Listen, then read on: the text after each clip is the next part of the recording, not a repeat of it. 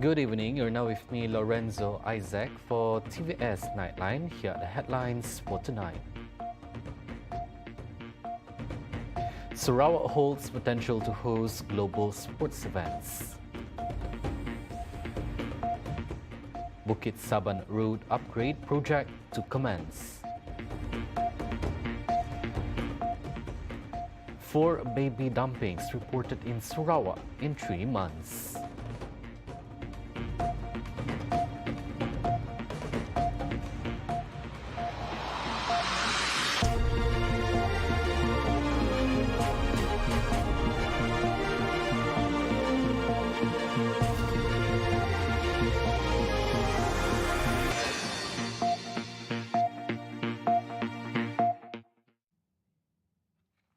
Sarawak's effort to develop sports facilities to global standards position it as a contender to host a top-tier sporting events. President of the Olympic Council of Malaysia, Tan Sri Norza Zakaria, noted Sarawak's preparedness to host the prestigious Malaysian Games Sukma in August 2024 as evidence of this potential. Negeri Sarawak telah siap sedia dalam menganjurkan Sukma dan ini merupakan salah satu aktiviti yang terbesar yang diadakan di negara kita yang menjadi menjadi satu perkara yang di looking forward lah oleh atlet-atlet muda kita, atlet-atlet pelapis kita, yang mana ini merupakan medium kepada mereka untuk melibatkan diri dan terus menjadi pilihan, terutamanya bila kita menghadapi untuk SEA Games yang akan datang. Contohnya SEA Games di Thailand pada 2025 dan Malaysia yang akan menjadi tuan rumah pada tahun 2027. Ya. Meanwhile, Norza also said Sarawak serves as a benchmark for other states in terms of sports investment, reflecting a sound strategy in building a prosperous state for the people. Kerana kalau kita lihat banyak negara-negara maju, mereka juga keterkehadapan ataupun menjadi peneraju dalam bidang sukan.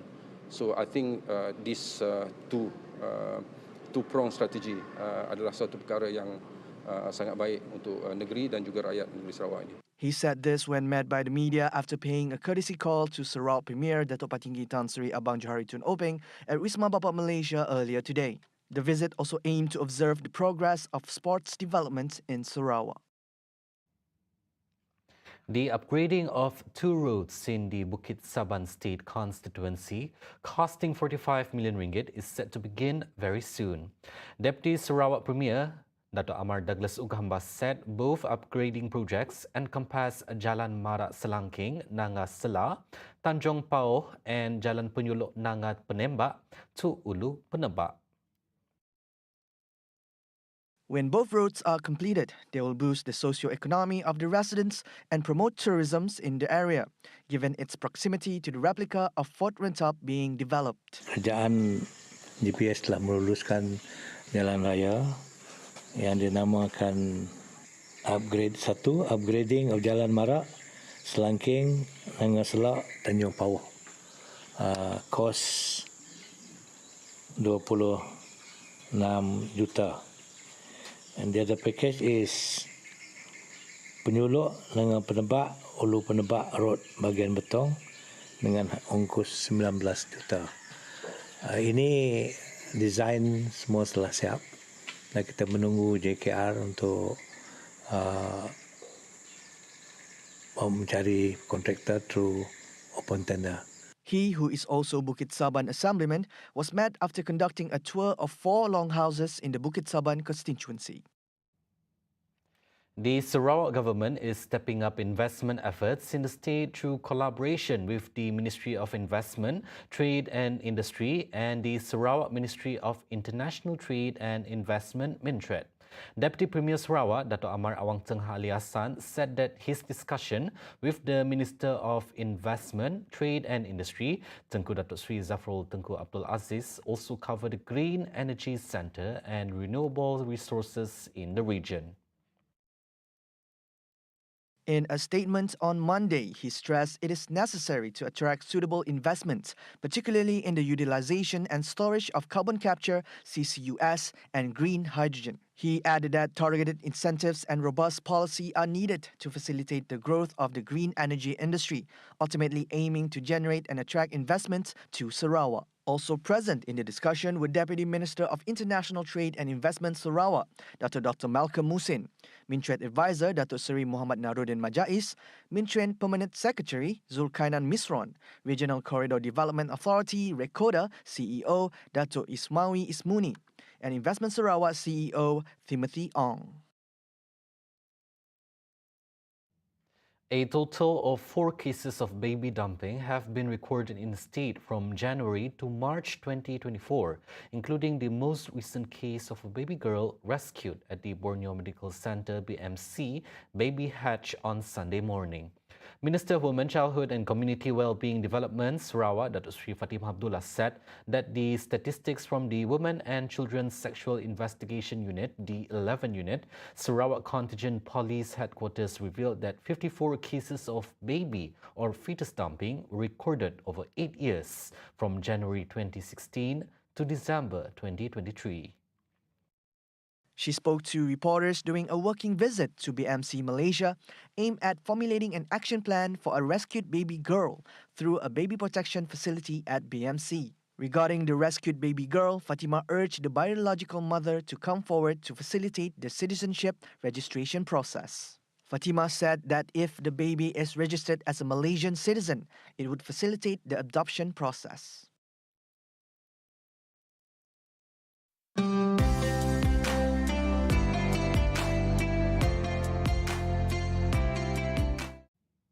The Kasih Ramadan Farley program, an initiative by Yayasan Farley, held the Rumah Terbuka Kasih Ramadan at the Rumah Warisan Tan Sri Dato' Amar Abang Haji Ahmad Urai earlier tonight, which commemorated a total of 77 underprivileged children currently fostering at welfare organizations. According to Deputy Minister for Women, Childhood and Community Development Sarawak, Datuk Muhammad Razi Sitam, the program opened doors to celebrate care, love and joy for the well-being of the community. I believe spreading joy and laughter is the essence of any celebration. In this is indeed the best way to show the festive spirit. Every festival gives us an opportunity to instill the spirit of caring for the well-being of community, especially the orphans and those in need, dire needs, seperti di depan kita ini. Yayasan Farley has lived and created a culture of celebrating Hari Raya by reaching out to the underprivileged. I was informed by Eugene. This is the third time they contribute to the anak-anak yatim through this program. Yayasan Farley has continued with its annual festival program, Yayasan Farley Kasih Ramadan namanya, in conjunction with the Hari Raya celebration. So this is indeed a very noble initiative by Yayasan Farley. Thank you. So hari itu Yayasan Farley menggembirakan anak-anak kita daripada yatim dan rumah kanak-kanak Tok Puan Hajah Nokia. Yayasan Farley menyantuni dan mengembak si Datuk Sungkir di rumah warisan Tan Sri Dato' Amar Abang Haji Ahmad Urai di 1 Oktober. Meanwhile, according to Director of Yayasan Farley, Aging Lau, the foundation has been committing in giving back to the society since its establishment, as they annually aim to enjoy festivities in their own way of celebration. Yayasan Farley has been committing ourselves in giving back to our community since the establishments in year 2021. This year, we continue with our annual festive celebration together with around 80 kids from Peyatim and also Rumah Kanak-Kanak Tok Puan Hajah Nokia. Yayasan Farley has always focused on the development and well-being of the community within our ecosystem. We strive to give our highest support to the initiatives and movements that are beneficial to the community. With our Kasih Ramadan program, We aim to bring joy and happiness to our children. As festivals are meant to be celebrated together, we are grateful to have this opportunity to share this enjoyable moment with the children. I would like to once again express our sincere gratitude towards the presence of all our invited guests to make this occasion even more enjoyable. And lastly, I hope this program will bring some joy and hope to all our children who are here tonight. During the event, a total of 26 underprivileged children from Peryatim and 51 from Rumah Kanak-Kanak Puan Hajar Nokia RKK were among the recipients from Yayasan Fali.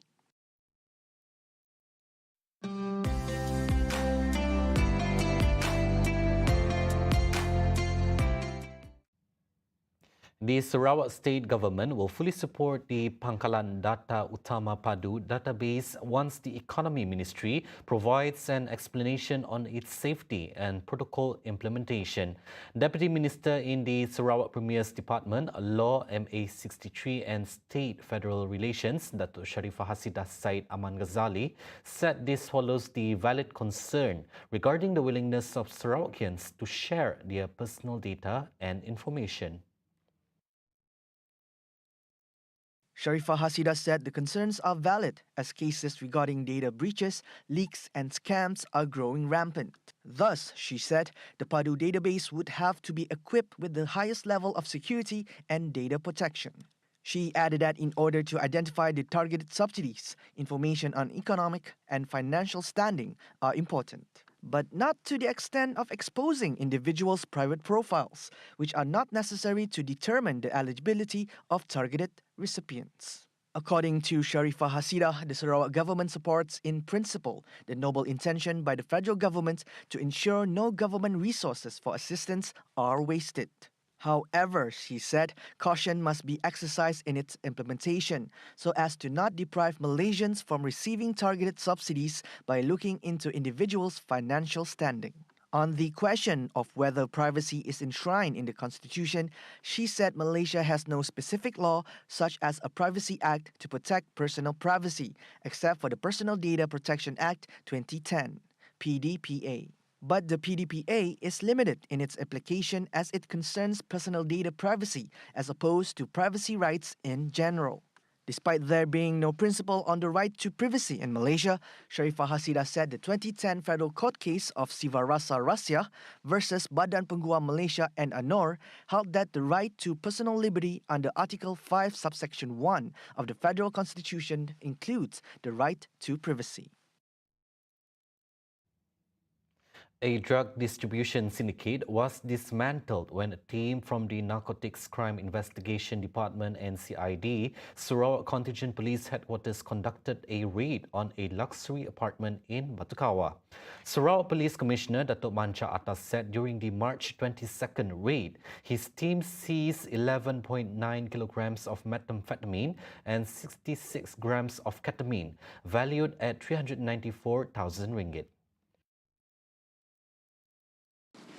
Seterusnya, polis turut menyita harta milik suspek yang bernilai RM62,345.60, iaitu sebuah kereta jenis Pro 2 Beza bernilai RM40,000, seutas rantai emas bernilai RM10,345.60 dan satu beg silang warna hitam jenama Louis Vuitton Paris bernilai RM12,000.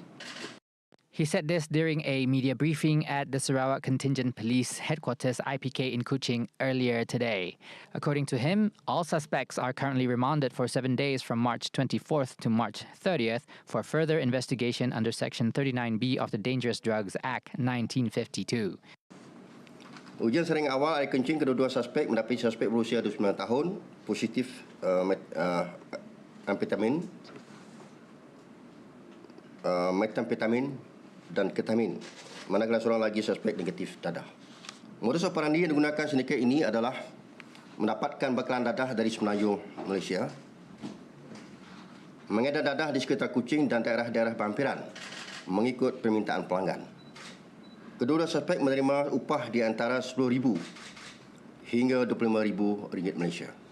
Moreover, The 29-year-old suspect has a previous criminal record under Section 39B of the Dangerous Drugs Act 1952 and Section 15(1)(a) of the Dangerous Drugs Act 1952.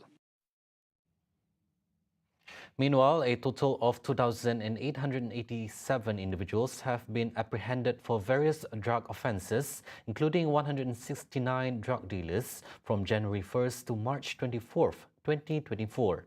According to Sarawak Police Commissioner Dato' Mancha Atta, various types of drugs valued at 9.2 million ringgit have been successfully seized, and assets belonging to syndicate members worth 1.4 million ringgit have been confiscated.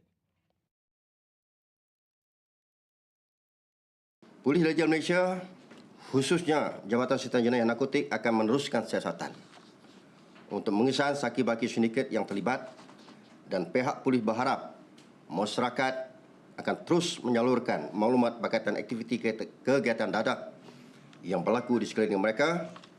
Maklumat boleh disalurkan melalui hotline GSJN di talian 012 208 7222. Meanwhile, he also revealed that commercial crimes in Sarawak have decreased by 18.3%, equivalent to 101 cases in the first 3 months of this year. Peningkatan jumlah kerugian sebanyak 51 juta bersama dengan 34%. Kes penipuan yang banyak dilaporkan di negeri Sarawak adalah seperti berikut. E-dagang 141 kes, kerugian berjumlah ringgit Malaysia 1.32 juta. Tipu pelaburan 52 kes melibatkan kerugian 11 juta. Tipu pinjaman tidak wujud sebanyak 49 kes melibatkan kerugian 378,000. Bagi tempoh 1 Januari hingga 23 Mac 2024, seramai 193 orang telah ditangkap yang terlibat dengan kegiatan jenayah komersial. He also reported that e-commerce crimes or online transaction scams accounted for 141 cases with a loss value of 1.32 million ringgit, followed by investment fraud and loan fraud cases accounted for 52 cases with a loss value of 11 million ringgit and 49 cases of non-existent loan scams with a loss of 378,000 ringgit. Therefore, Mancha Atta urges the entire Sarawak community to report any information to the police to combat criminal activities, including commercial fraud. Coming up right after the break, no government intervention on SARAWAK issue, and 1 dead and 9 missing in Indonesia landslide. Right here on TVS Nightline, stay tuned.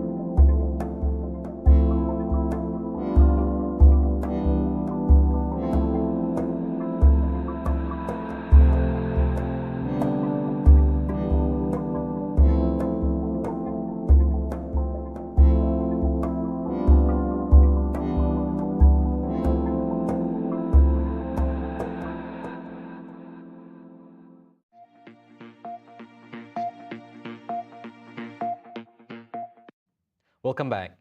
Do not compromise with those who threaten to damage harmony in Malaysia. Those were the words of Prime Minister Datuk Seri Anwar Ibrahim, who urged the authorities to take firm legal action against those who exploit race and religion to justify their misconduct. Jadi saya beri laluan penuh, Tan Sri Azhar tahu sikap saya, tidak campur dalam urusan siasatan, tapi senantiasa mengeza, jangan tolak ansur, selamatkan negara dan biar tindak tegas untuk menentukan supaya jangan berlaku gerombolan-gerombolan luar daripada jalur hukum. Dalam Islam sendiri, dalam dakwah itu disebut du'atun la qudah. Kita ini pendakwah, bukan penghukum. Yang akan hukum itu qadhi atau hakim. Kerja dia hukum. Karena ikut jalur hukum dan kaedah undang-undang dan fakta yang dimaklum oleh yang arif hakim. Ya. Tapi orang yang menyeru, betapapun niatnya baik sebagai pendakwah, tidak boleh menghukum sewenang-wenang. Tidak boleh mengatur dan menghasut rakyat untuk terus membenci atau bertindak sewenang-wenang. Jadi biar kita jadikan ini sebagai kesempatan memberi peringatan yang cukup jelas. Ada masalah, ada laporan, ada siasatan, ada pendakwaan, ada jalur hukum melalui Badan Kehakiman yang bebas. He spoke during the 217th Police Remembrance Day 2024 earlier today. Anwar also reminded that individuals who break the law will face rightful punishment. Saya tidak kira sama ada orang itu dari parti politik atau civil society atau tokoh besar atau tokoh kecil. Kalau negara ini tidak tunduk kepada hukum, negara ini akan rusak dan tidak mungkin berkembang. He emphasized that a developing nation should not solely prioritize its current peace, but should also actively address ongoing challenges such as digital transformation, climate change, and energy transition. At the same event, Anwar reiterated that the government would not interfere in any investigative processes concerning the recent scandal that had caused a national uproar. He stressed the necessity for the police to carry out their duties, highlighting the seriousness of the case that cannot be overlooked. Siasat secara profesional, bertindak dan dakwa segera. Kerana kita tidak bertolak ansur dalam apa-apa tindakan menghina mana kaum, mana agama, apalagi Islam sebagai agama persekutuan. The Royal Malaysia Police PDRM hopes that the government will greenlight the request to establish a new department focusing on crimes involving cyber technology.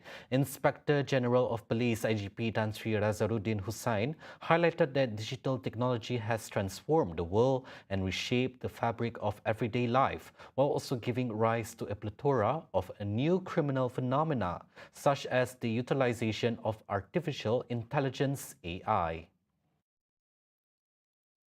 He said this in a speech during the PDRM's 217th anniversary at the Police Training Centre, Pulapol, earlier today, with Prime Minister Datuk Seri Anwar Ibrahim officiating. Meanwhile, Razaruddin said the Royal Malaysia Police PDRM has effectively maintained the country's security situation at an admirable level and skillfully managed it throughout the preceding year. In 2023, the Narcotics Crime Investigation Department, NCID, dismantled a total of 273 syndicates and apprehended 908 individuals nationwide, resulting in the seizure of illicit substances valued at 482.95 million ringgit.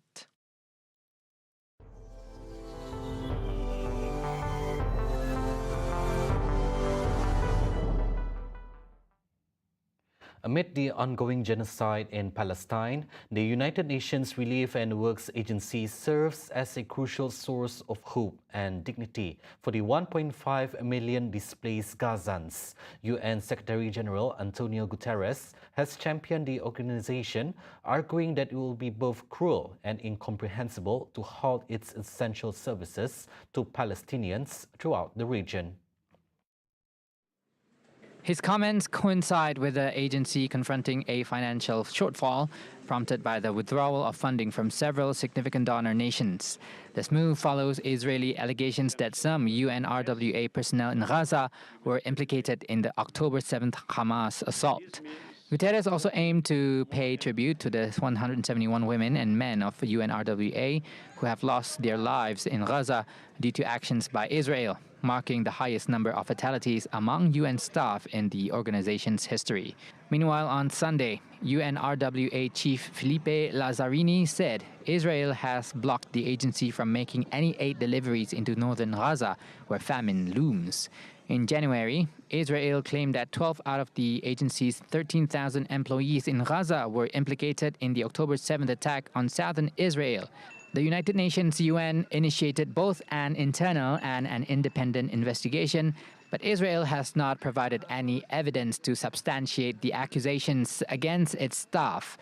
As a result, numerous governments halted their contributions to the agency, although some have since resumed payments. The organization employs approximately 30,000 individuals throughout the Palestinian territories, Jordan, Lebanon, and Syria, delivering essential services such as healthcare, education, and other fundamental needs.